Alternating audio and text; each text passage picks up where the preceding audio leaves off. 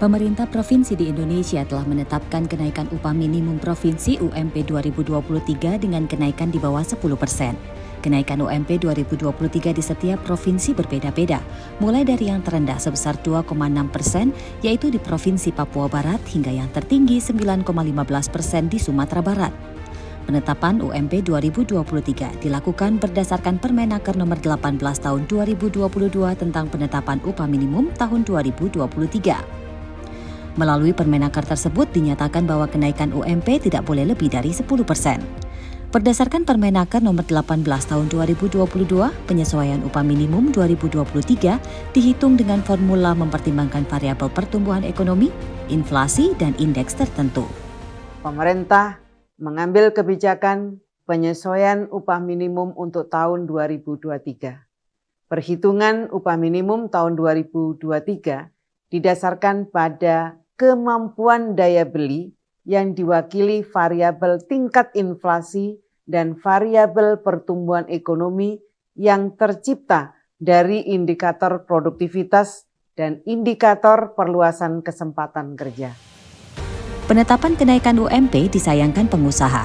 Naiknya upah di tengah kondisi ekonomi yang belum stabil dikhawatirkan justru akan menghambat investasi. Pengamat ekonomi dunia sudah menyatakan bahwa tahun depan itu akan ada ancaman krisis ekonomi global dalam hal ini.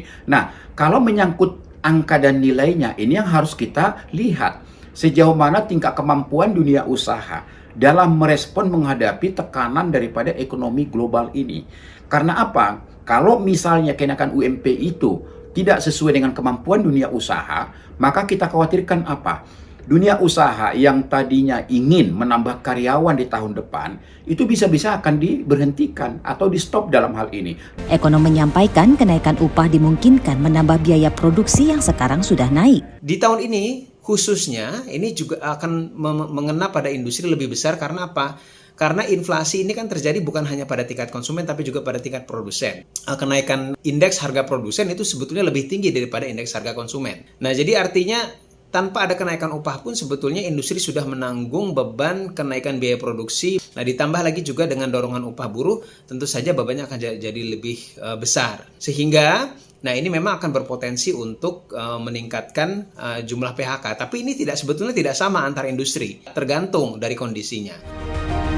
Meski sudah berusaha mengakomodir tuntutan buruh maupun masukan dari pengusaha, tak urung UMP 2023 tetap mendapat penolakan dari buruh dan gugatan dari pengusaha.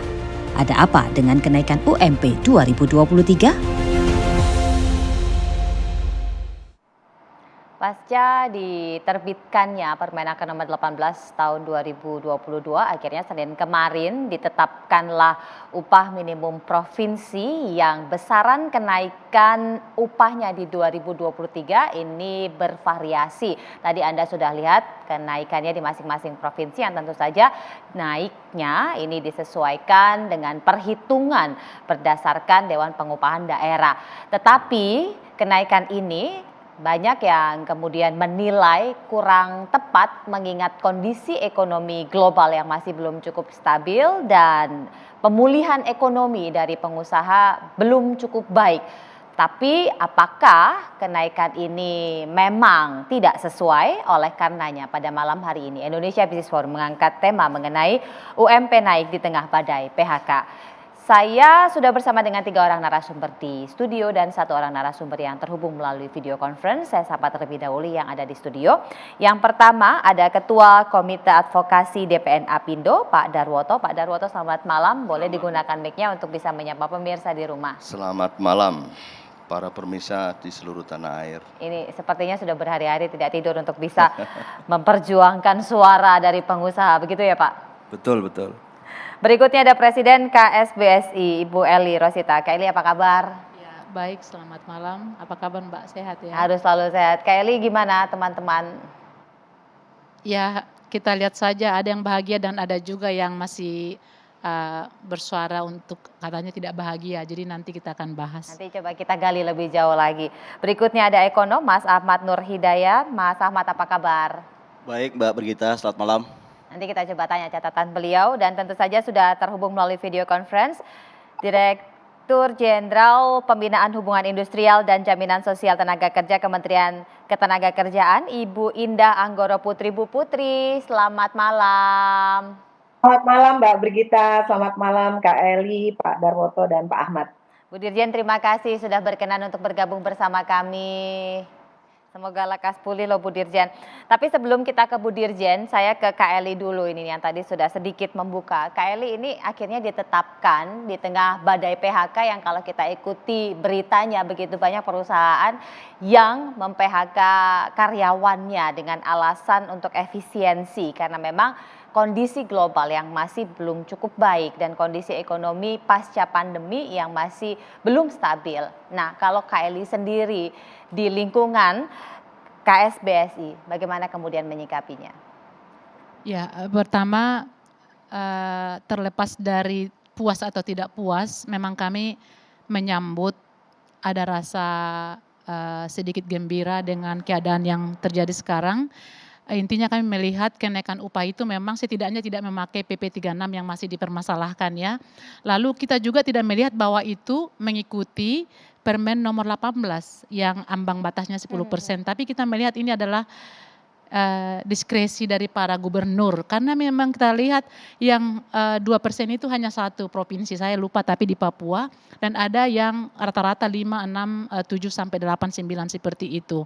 Kalau ditanya puas tidak puas, saya kira buruh akan tetap menuntut sesuai tuntutannya di atas 10% gitu. Tapi kembali lagi misalnya kita menuntut dengan alasan dengan penuh data karena kami juga sebenarnya tidak mau dengan alasan kenaikan upah sehingga buruh yang memang sudah menjadi anggota kita menjadi kehilangan pekerjaan. Bukan itu yang kita inginkan.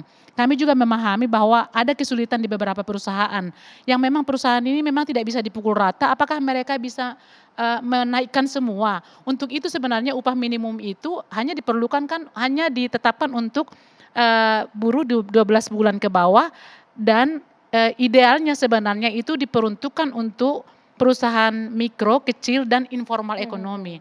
Lalu misalnya kalau perusahaan-perusahaan besar itu sudah layaknya, ini model yang kami tawarkan, didiskusikan melalui bipartit. Karena memang kemampuan perusahaan juga kan tidak boleh dipukul rata. Jadi kita tidak mau misalnya pemerintah menentukan sepihak dengan kenaikan, tapi juga nanti membuat pihak lain misalnya jadi bermasalah.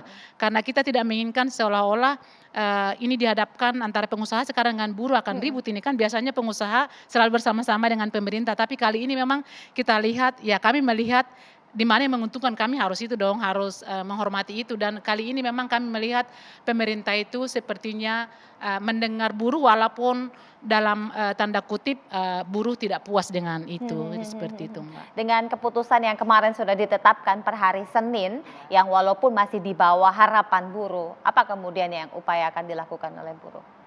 Ya kami masih melihat lah ya, tidak ada misalnya kami tiba-tiba belum ada apa-apa, kita kan masih menunggu upah minimum ya, kabupaten kota. Masa kita langsung ngancam mau aksi segala macam. Come on, jangan dulu lah, kita lihat dulu. Kita juga kan tidak boleh karena saya pimpinan pusat lalu menyerukan kita harus aksi tidak seperti itu, tapi kita harus mendengar dulu dari anggota. Anggota kita ada 800 ribuan di 10 sektor. Kami melihat dulu seperti apa mereka menyikapi upah ini.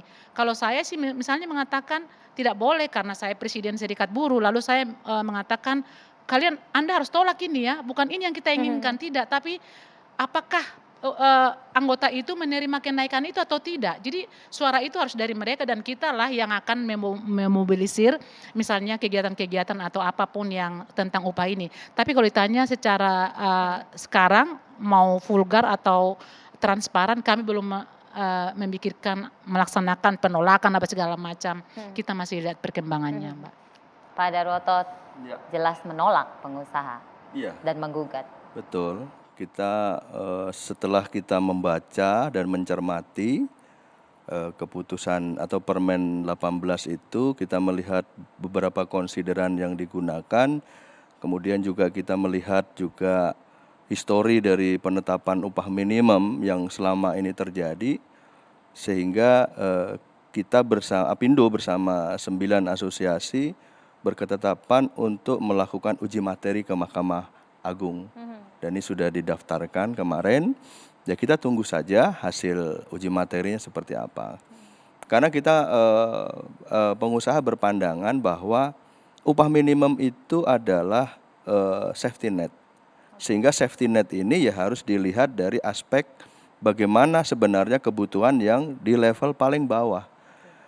Sejak 2012 hingga 2021 sebelum ada PP 36, penetapan upah minimum ini diwarnai dengan ketidaktaatan pemerintah daerah terhadap regulasi yang ada. Ya, sehingga terjadi ketimpangan antar daerah satu dengan daerah lain. Artinya disparitas ini semakin tinggi. Nah, untuk mengendalikan ini semua, formula setelah dibahas bersama di PP 36 yang menggunakan formula yang ada di PP 36 itu, sehingga yang daerah yang sudah terlalu tinggi upah minimumnya kenaikannya kecil, sehingga daerah yang upah minimumnya itu dengan pertimbangan lain misalnya inflasi dan atau pertumbuhan ekonomi ini kan yang digunakan salah satu. Tetapi di Permen 18 ini menggunakan dua-duanya. Ya, inflasi ditambah dan ditambah dengan pertumbuhan ekonomi, ditambah lagi dikalikan lagi dengan indeks tertentu. Nah, kita tentu berkeberatan karena apa? Recovery dari pasca pandemi yang lalu ini baru kita jalani di tahun 2022 ini. Sehingga diharapkan 2023 itu akan naik lagi pertumbuhannya. Tetapi di sisi lain resesi global ini kan juga berimbas kepada kita. Ya memang kita bisa bicara bahwa sekarang nggak ada, tetapi faktanya beberapa sektor TPT maupun sektor persepatuan itu memang ordernya sudah turun. Nah, dengan order turun ini kan pasti di akhir tahun ini kan kita mempunyai forecast untuk tahun depan. Berapa produksi yang akan diproduksi dan berapa rencana karyawan yang akan dibutuhkan. Nah, kalau memang turun ya otomatis dari sekarang ya pasti ada pengurangan tenaga kerja. Nah, ini yang terjadi gitu. Nah, kita berharap situasi ini ya harus semua pihak harus mengerti. Optimis boleh saja, tetapi secara fakta di sektor-sektor tertentu ini memang sedang mengalami keterpurukan. Ya kalau sektor-sektor lain yang konsumsi dalam negeri mungkin juga cukup stabil ya. Tetapi juga jangan lupa bahwa kenaikan harga bahan baku ini juga menjadi ancaman juga. Sebagian besar bahan baku kita ini masih impor. Ditambah lagi depresiasi nilai rupiah terhadap US dollar. Ini kan juga cukup tinggi sehingga ini berdampak terhadap total cost produksi. Sehingga nanti dampaknya apa? Harga barang akan naik. Kalau harga barang naik, upah dinaikkan misalnya, itu juga nanti akan ketemu lagi di situ. Ya ujung-ujungnya ya begitu-begitu aja gitu. Jadi secara terus-menerus. Tapi concern kita adalah ini adalah kepastian hukum. Ini PP 36 masih berlaku. Ada Permen 18 2022 ini juga berlaku. Jadi dua-duanya karena ada dualisme aturan ini. Nah kita bertanya kepada Mahkamah Agung, ini mana yang benar menurut hukum. Jadi itulah yang kita lakukan. Terima kasih. Baik, kita jeda dulu. Nanti kita akan coba menanyakan kepada Ibu Dirjen seperti apa kemudian keputusan atau latar belakang ketika Permenaker itu ditetapkan dan dilahirkan. Sesaat lagi tetap bersama kami.